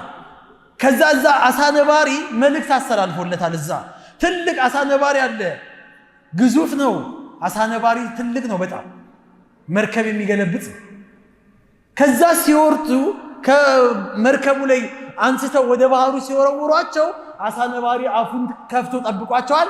አሳ ነባሪ አፍ ውስጥ ሄደው ገቡ። በጨለማ ላይ ጨለማ ማለት ነው። ፈናዳ ፊ ዙልማት ይላል አላህ። በጨለማዎች ላይ ጠራን አሉ። እዚህ ጋር ጥፋተኛ መሆናቸውን አወቁ። ይሄ ነው ፈናዳ ፊ ዙልማት። ጥሪው ምንድን ነው? ጌታዬ ወይ ነብይ ሆኜ ለምንድን ነው የምታሰቃየኝ? ነብይ ሆኜ ለምንድን ነው የምታንገላታኝ አላሉ። እዩ ልመናቸው ዱዓቸው ነው። ፈናዳ ተጣራ ለመነን ፊ ዙልማት ጨለማዎች ላይ ሆኖ የባህር ጨለማ አለ፣ የአሳ ነባሪ ጨለማ አለ። ፈናዳ ፊ ዙልማት ከዛ ጥሪ ምንድን ነው? አላ ኢላሃ ኢላ አንተ ሱብሓነከ ኢኒ ኩንቱ ሚነ ዛሊሚን። ሱብሓነላህ ላ ኢላሃ ኢላ አንተ ጌታዬ ወይ ካንተ ውጪ በእውነት የሚመለክ አምላክ የለም። ሱብሓነከ ጥራት የተገባህ ጌታ ነው። ምንም ነገር የምታደርገው በሕክማ በጥበብ ነው፣ በስሜት አይደለም፣ ባለማወቅ አይደለም። ሁሉን ነገር የምታደርገውን ታውቃለህ አንተ። ጥራትን ለአላህ አላህን አጠሩ። ከዛስ ኢኒ ኩንቱ ሚነ ዛሊሚን እኔ ነፍሳቸውን ከዎች ነኝ። በቃ ይህን ዱዓ አደረጉ። ኢኒ ኩንቱ ሚነ ዛሊሚን። ከዛ አላህ ምን አላቸው? ዝም አላቸው። ፈስተጀብና ለሁ ወነጀይናሁ ሚነል ገም። እሺ ያልናቸው ከዚህ ጭንቀትና መከራ ምን አልነው ይላል አላህ፣ ነጃ ወጣ ነው። ዛሬ እኛ የድህነት ጨለማ፣ የድንቁርና ጨለማ፣ የብዙ ሀጃዎች ጨለማዎች አሉብን። ወላሂ ይህን ዱዓ ካደረግን አላህ ከጨለማዎች ወደ ብርሃን አላህ ያሸጋግረናል። ላ ኢላሃ ኢላ አንተ ሱብሓነከ ኢኒ ኩንቱ ሚነ ዛሊሚን። አላህ በሰማነው ምንሰራ አላህ አድርገን። አሚን በሉ። አላህ በሰማነው ምንሰራ አላህ አድርገን። ዱዓችንን የነቢያቶችን የሷሊሆችን ዱዓ አላህ ያለ ምንም ሸርጥ ቅድመ ሁኔታ እንደሚቀበለው እኛም ለምነነው አላህ ይቀበለን።